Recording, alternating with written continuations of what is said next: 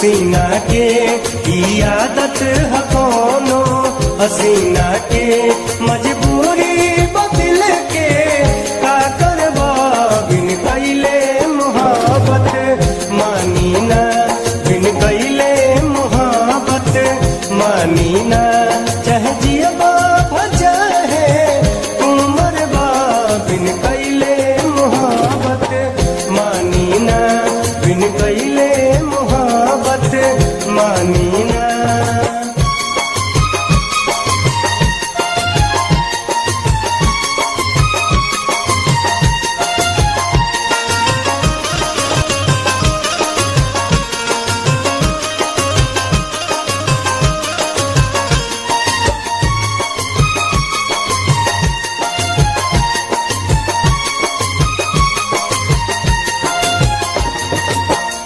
गजबे चीज हुए नाम जे कर लड़की हा मुआ के छोड़ दी ई बीमारी बड़की हा।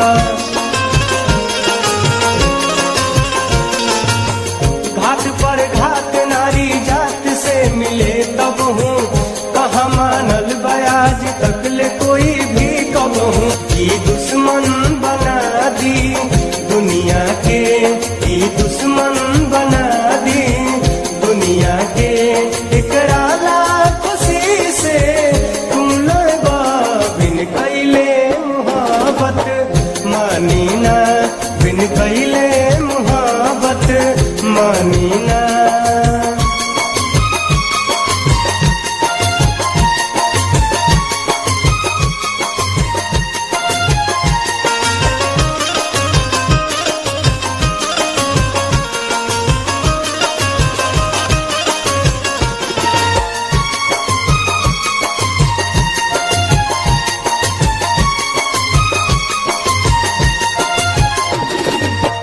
दिमाग मान जाई दिल कब मानी ना हजारों दर्द लाखों जख्म के कहानी बा।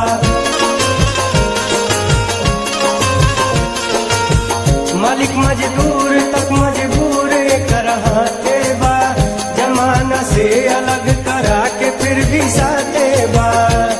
ई इतना बढ़ा निहिया के ई इतना बढ़ा दी निहिया के फिर पीछे हटे से तू डरबा बिन कैले मोहब्बत मानी ना बिन कैले मोहब्बत मानी ना।